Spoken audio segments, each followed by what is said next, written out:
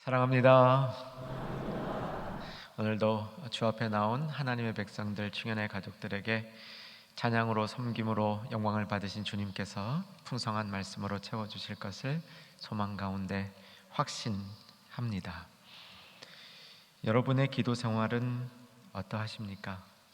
잘 하고 계십니까? 우리는 종종 기도의 줄을 놓칠 때가 있습니다. 저도 예외가 아닙니다. 기도의 자리에 앉아는 있지만 실제로 하나님과 소통을 하고 있는 기도의 끈은 형식적으로만 쥐고 있을 때도 있습니다. 따라서 우리는 정기적으로 우리의 기도 생활이 잘 유지되고 있는지, 나의 기도가 잘 작동하고 있는지 점검해 보아야 합니다. 기도에는 우리를 깊고 넓게 이끌어주는 힘이 있습니다. 기도가 작동을 하게 되면 많은 유익을 얻을 수 있는데, 특별히 현실에 얽매이지 않고 하나님의 깊은 세계로, 하나님의 넓은 세계로, 하나님의 자유한 세계로 우리의 영혼이, 우리의 삶이 나아갈 수 있는 겁니다. 동안교회를 담임하고 계신 김형준 목사님께서 2015년에 11가지 기도의 습관이라는 책을 쓰셨는데, 그 내용 가운데 이런 부분이 있습니다. 기도할 때 우리는 쉽게 인식하지 못하는 영적인 세계에 접근하는 길을 발견할 수 있습니다. 현상 세계만 있을 때는 보이지 않던 길들이 기도할 때 보이기 시작한다는 것이죠. 기도 속에는 우리 자신의 내면 생활을 변화시키는 원리가 담겨 있습니다. 우리가 정말 변화하려면 기도해야 된다는 말씀입니다. 나아가 공동체와 역사 속에서 우리가 할 수 있는 가장 거룩한 영향력을 나타내는 영적 원리를 기도 가운데 배울 수 있다고 말씀해 주십니다. 지난주는 성령 강림 주일이었습니다. 우리는 지난주 말씀을 통해서 오순절날 성령이 강림하는 사건에 대해서 살펴보았습니다. 예수님께서는 이 지상을 떠나시면서 제자들에게 내가 떠나는 것이 오히려 너에게 유익하다라고 말씀하십니다.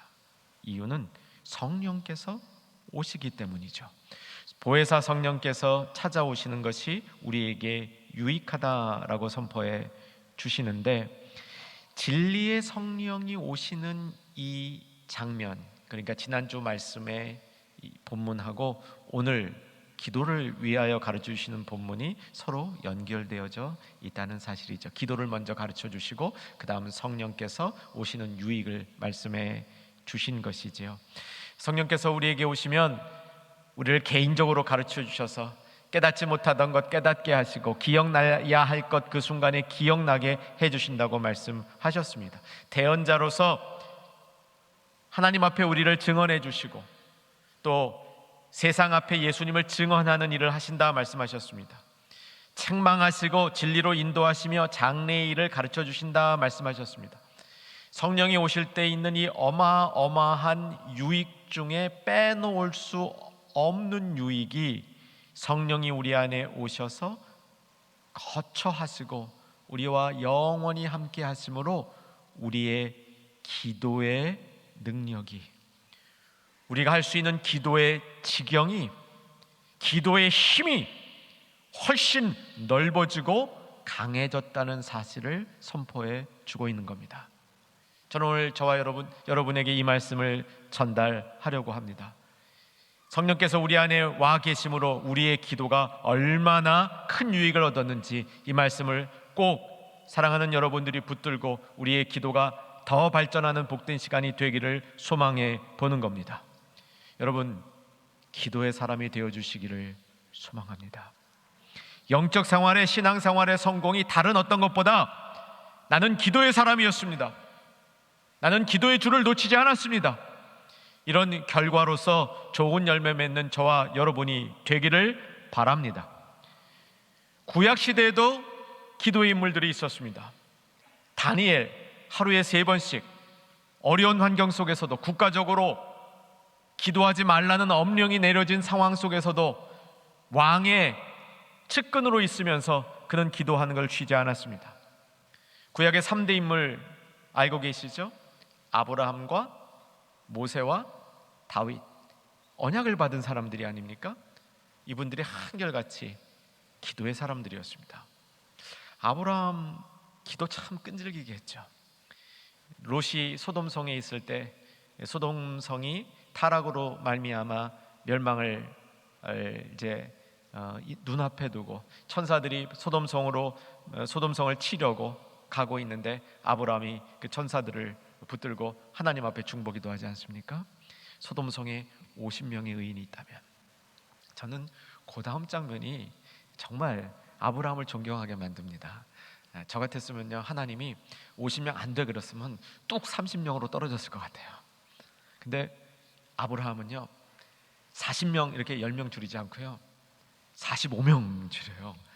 참 그런 걸 보면 하나님과 친밀한 사람이었다, 기도의 사람이었다는 게 드러납니다.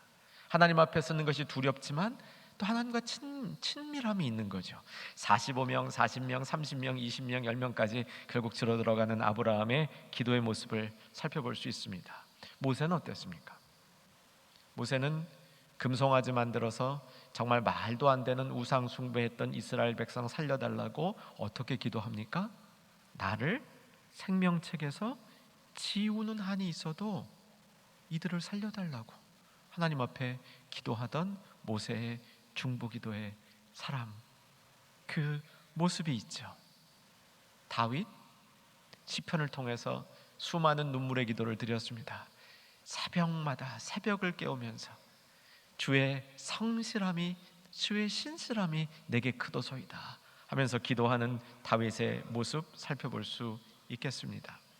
그런데 여러분, 신약시대가 열리면서 예수님이 죽으시고 부활하신 다음 보혜사 성령께서 내려오시면서 이 성령의 사역은 이전에 성령님이 안 계셨다는 뜻이 아니라고 지난주 말씀드렸습니다.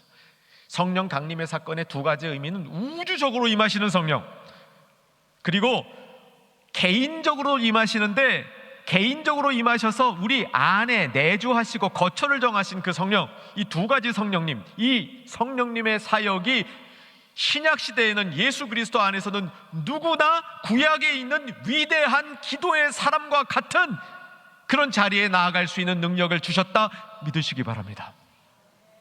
그러므로 오늘 우리는 기도의 사람이 되고 싶은 거룩한 갈증이 생겨나는 축복을 받아야 될 줄로 믿습니다.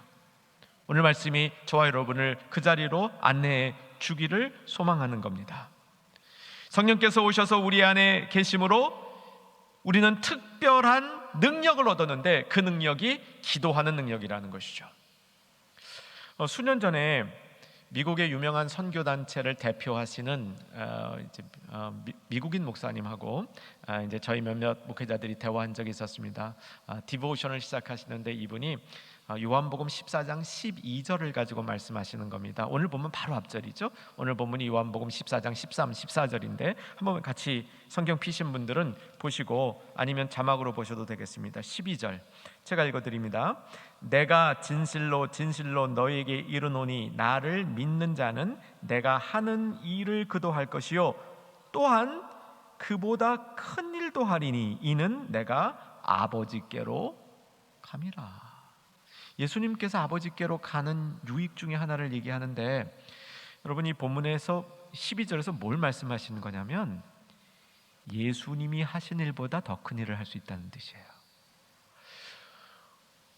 제가 그날 이 선교단체 대표 목사님의 선교사님의 이 설교 말씀을 딱 시작하셨는데 이 말씀에 너무 제가 충격을 받아가지고요. 거의 제가 그러는 적이 없습니다. 설교를 듣고 까먹는 적이 많지 않은데 그날 하셨던 그 선교사님의 설교는 하나도 기억이 안 나요. 왜 기억이 안 나냐면 12절 말씀이 너무 충격적이에요. 어떻게 내가 예수님보다 더 큰 일을 해? 그래서 이거 생각하느라고 여기에 붙잡혀 있어서 말씀을 진짜 귓등으로 들었습니다. 그러고도 이 말씀이 이해가 안 됐어요. 어떻게 우리가 예수님보다 큰 일을 할 수 있단 말이냐? 근데 요한복음 14장 이 문맥에서 그 답이 나와요. 보혜사 성령께서 오시기 때문이에요. 그 성령께서 오셔서 우리에게 기도를 이끌어 주시기 때문입니다. 성령께서 오신 이후에 우리가 할 수 있는 이 기도의 지경이 굉장히 넓어 이루어졌다는 것이죠. 오늘 그 말씀의 핵심이 나오는데, 원하는 대로 구하라, 무엇이든지 구하라, 구하는 대로 이루어 주리라 라고 말씀하시는 장면입니다. 다소 이 부분은 우리에게 혼돈이 되기도 합니다. 우리는 주님이 원하는 대로 구해야 된다 이렇게 기도에 대해서 배웠는데, 원하는 대로 구하라 라고 말씀해 주시기 있기 때문이죠. 그런데 여러분, 이제부터 제가 전하는 말씀을 잘 따라와 주시기 바랍니다. 오늘 본문부터 시작하여서 요한복음 14, 15, 16 고별설교라는 것이죠. 이 고별설교 중에 원하는 대로 구하라, 무엇이든지 구하라, 구하는 대로 내가 시행하리라, 너희가 구하는 대로 얻을 수 있다 라는 말씀을 주시는 겁니다. 한번 이 말씀의 가르침을 잘 따라와 주시기 바랍니다. 우리 말씀 먼저 봅니다. 오늘 본문부터 봅니다. 13절, 내가, 자막 올려주시면, 내가 내 이름으로, 여러분 진하게 하신 부분에 집중해 보시면 좋습니다. 내가 내 이름으로 무엇을 구하든지 내가 행하리니 이는 아버지로 하여금 아들로 말미암아 영광을 받으시게 하려 함이라. 한 번 더 반복이 됩니다. 14절에서 14절은 내 이름으로 무엇이든지 내게 구하면 내가 행하리라 말씀하시죠. 15장 7절로 갑니다. 15장 7절, 너희가 내 안에 거하고 내 말이 너희 안에 거하면, 같이 읽습니다. 무엇이든지 원하는 대로 구하라, 그리하면 이루리라. 8절, 너희가 열매를 많이 맺으면 내 아버지께서 영광을 받으실 것이요 너희는 내 제자가 되리라. 16절로 갑니다.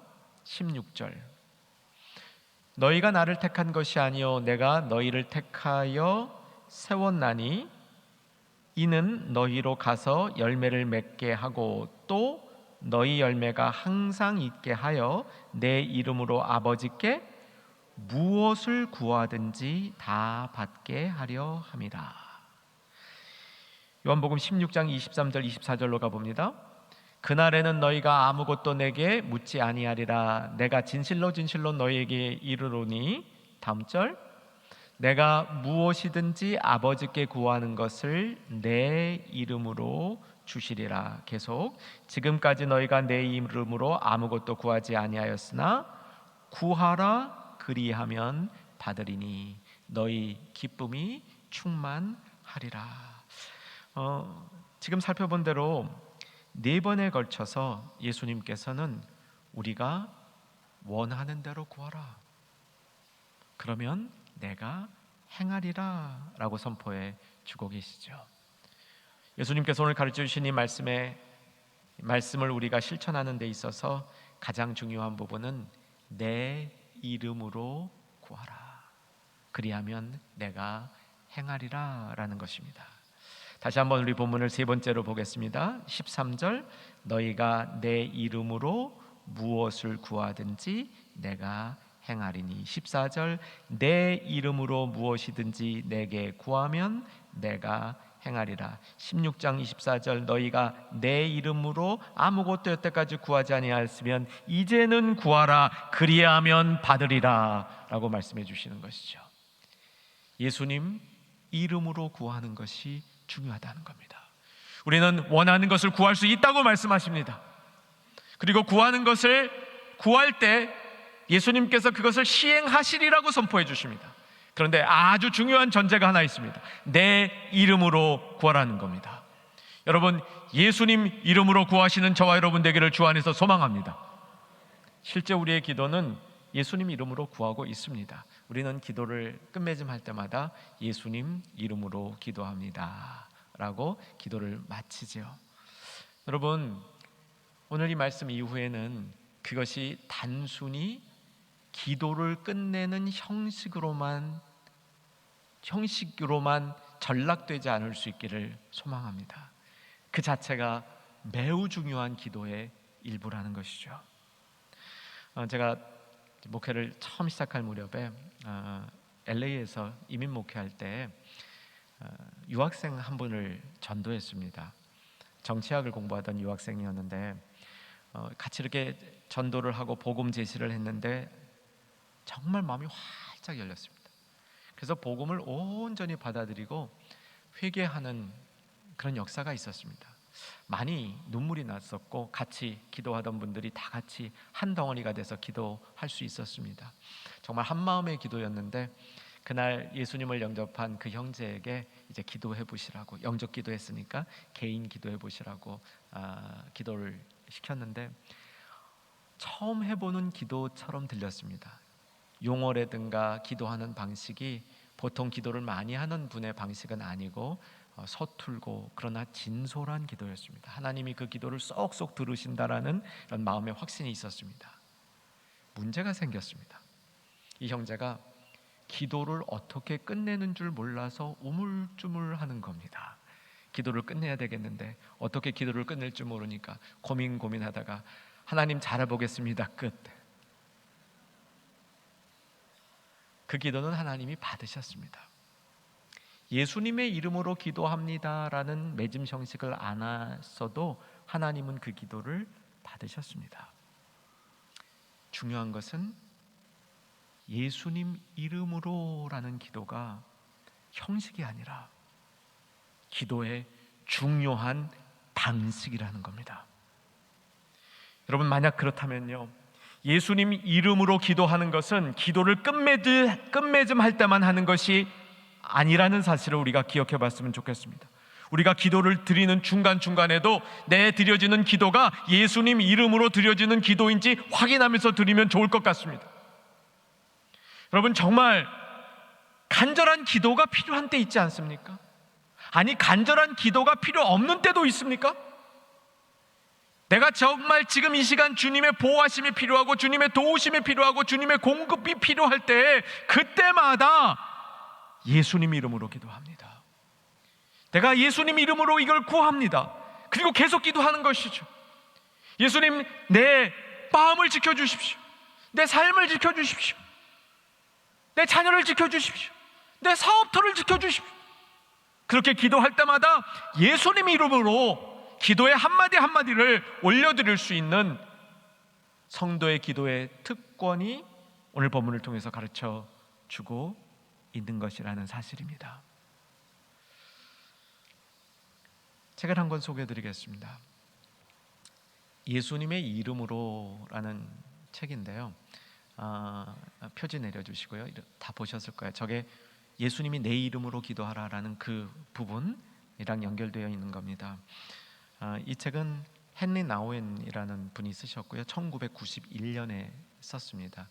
저에게는 연도도 정확하게 기억되는 이유가 이 저자가 그 당시에 토론토에 있는 장애인 공동체로 와서 장애인 공동체에서 이 책을 쓴 겁니다.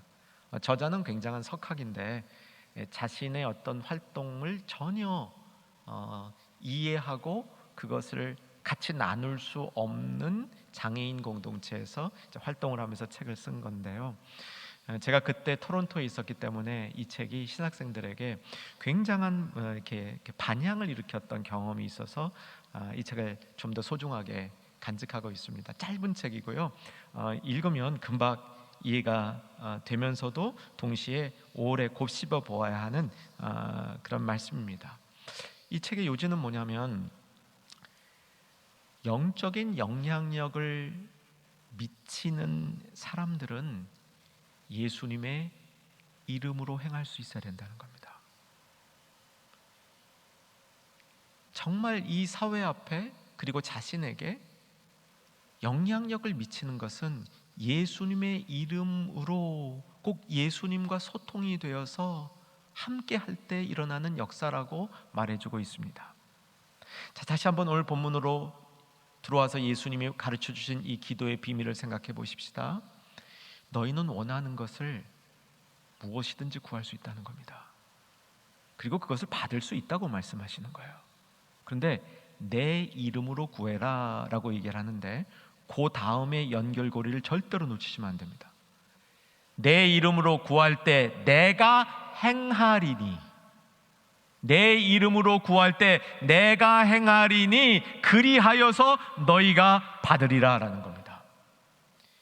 예수님이 행하실 때 내가 원하는 것, 그것이 잘못되어져 있다면 그것을 교정하면서 행하신다는 겁니다. 내가 행하시는 것이 하나님의 진리에 빗나간 것이라면 맞추어서 예수님께서 행해 주신다는 겁니다. 그래서 여러분, 원하는 것을 구할 수 있는 저희들이 되어야 되는데 예수님의 이름의 능력을 알아야 된다는 것이죠. 예수님의 이름의 능력을 알고 그 능력을 우리가 붙들고 기도할 때에 하나님께서 행하시는 그 행하심을 맛볼 수 있다는 겁니다. 조금 전에 제가 소개해드렸던 이 책은 예수님의 이름으로라는 이 교훈을 주면서 이것이 우리가 삶의 기도 가운데 예수님의 이름으로 드리는 기도가 나와야 된다는 가르침입니다. 우리는 정말 주님 앞에 내가 보통의 기도를 드릴 때가 있지요. 디모데전서 2장 1절에 보면 기도와 간구와 도고와 감사 네 가지 기도 형식을 얘기하지 않습니까? 우리가 여러 가지 기도를 주님 앞에 드려야 되는데 특별히 삶의 현장에서 드려야 되는 기도들이 있습니다. 내가 삶의 현장에서 총알기도 혹은 화살기도로 주님 앞에 드려야 될 때가 있고요, 내 삶 자체를 경건하게 주님이 받으시는 모습으로 드려야 될 때가 있습니다. 그리고 내가 삶을 통해서 이웃과 다른 사람들에게 행하여야 할 일들이 있게 되죠. 이때 예수님의 이름으로라는 기도가 유효하다는 것을 가르쳐 주고 있습니다. 저는 오늘 이 본문을 쭉 제 기도의 생활에 힘써 적용을 하면서 우리가 기도하러 주님 앞에 나아갈 때 포도나무 비유를 생각하면 참 유익하구나 하는 것을 깨달았습니다. 포도나무 비유는 오늘 본문보다 한 장 뒤인 요한복음 15장에 나오죠. 포도나무 비유의 요지는 세 가지로 정리해 볼 수 있습니다. 가지가 나무에 붙어 있어야 열매를 맺는다는 거죠. 가지가 나무에 붙어 있지 아니하면 열매를 맺을 수 없다고 얘기를 합니다. 가지가 나무에 붙어 있는 이 비유의 진의는 말씀 안에 우리가 거할 때 말씀으로 가지가 나무에 붙듯 말씀으로 우리는 예수님과 첫 붙임을 받게 된다, 이 말입니다. 포도나무 비유에서는 목적이 있었습니다. 많은 열매를 맺게 하는 거였습니다. 열매를 맺게 하기 위해서 가지치기를 하는 거죠. 가지치기. 이것도 우리의 기도에 참 적용이 잘 되는 것 같습니다. 우리가 기도할 때 참 힘든 게 뭡니까? 잔생각이 많이 드는 거죠. 집중 잘 못하는 거지 않습니까? 가지치기. 또 기도하면서 내 삶이 너무 복잡해지고 번잡해진 것들이 있다면 그것에 대한 가지치기를 우리가 할 수 있어야 한다는 것이죠. 그래서 우리는 주님 앞에 나아가서 주님 앞에 정말 기도할 때 내 이름으로, 예수님의 이름으로 우리가 원하는 것들을 구할 수 있어야 되는데, 저를 다시 한번 하나님의 말씀을 살펴보면서 내 이름으로 구하는 것이 무엇인지를 조금 더 분명하게 들어가 봤으면 좋겠습니다. 요한복음 15장 7절을 보시면 예수님의 이름으로 구하는 것을 다른 표현으로 설명합니다. 요한복음 15장 7절 말씀 자막도 올려주시고요. 너희가 내 안에 거하고 내 말이 너희 안에 거하면 그때 무엇이든지 원하는 대로 구하라. 그리하면 이루리라 라고 말씀하십니다. 우리가 예수님의 이름으로 기도를 하는 때 예수님의 이름으로 기도하면서 우리는 주님 안에 거할 수 있고 주님이 내 안에 거할 수 있게 되는 것이죠. 그때 열매를 많이 맺을 수 있다라고 말씀해 주시는 겁니다. 그래서 포도나무 비유를 연상하면서 우리가 기도에 힘쓸 수 있게 되는 것이죠. 이 부분을 정리해 보면 이렇습니다. 사랑하는 여러분, 예수님의 이름으로 기도하는 것들은요, 내가 예수님의 이름으로 기도할 때 거기에서 이루어지는 열매들이 있기를 기대하십시오. 그리고 그 열매가 나를 위한 열매가 아니라 하나님 나라를 위한 열매이기를 소망하십시오. 예수님이 우리에게 바라는 것은 예수님이 행하시는 이유는 그것 때문입니다. 내가 예수님의 이름으로 구할 때 그 예수님으로 이름으로 구해진 이 모든 것들이 열매 맺고 그 열매가 하나님 나라에 위한 열매가 되기를 예수님 이름으로 우리가 간구할 때 예수님이 그것을 위하여 행하신다는 약속을 이루실 줄 믿고 확신하는 겁니다. 예수님께서 행하실 때 우리는 교정을 받습니다. 우리는 예수님이 행하시는 그 자리 안에서 우리의 잘못된 것이 바른 것으로 변해지는 역사를 경험합니다. 예수님이 행하시는 그 일이 우리의 기도 가운데 나타날 때 내 생각을 가지고 주님 앞에 나갔다가 주님의 생각으로 바뀌는 것을 경험하게 됩니다. 남북전쟁에 참여했던 한 무명 병사의 시라고 알려져 전하는 내용이 있습니다. 제가 읽어드리겠습니다. 나는 약한 몸으로 태어나 무엇이든 얻을 수 있는 힘을 달라고 기도했으나 겸손히 복종하는 법을 배웠습니다. 큰 일을 하기 위하여 건강을 구하였으나 도리어 몸이 병을 얻어 좋은 일을 할 수 있게 되었습니다. 부를 얻어 행복을 누리기를 간구하였으나 나는 여전히 가난하였지만 지혜를 배웠습니다. 언젠가 권력을 휘둘러 만인의 찬사를 받기를 원했지만 약자가 되어 하나님을 의지하게 되었습니다. 인생을 즐기기 위해 좋은 것을 바랬지만 하나님은 내게 생명을 주시어 그 생명으로 온갖 좋은 것을 즐기게 하셨습니다.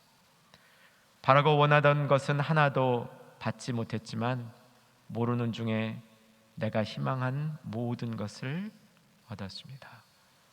나는 부족한 몸이지만 내가 간구하지 않은 기도까지도 응답받았습니다. 만인 중에 가장 풍족한 복을 얻은 사람입니다. 여러분, 우리는 하나님께 힘을 구할 때가 참 많이 있습니다. 주님, 힘을 주시옵소서. 그런데 주님은 우리가 그렇게 구할 때마다 내가 너의 힘이 되어 주겠노라. 내가 너의 힘이다 라고 말씀해 주시는 응답을 받을 겁니다. 예수의 이름으로 기도하는 기도는 예수님을 행하게 만듭니다.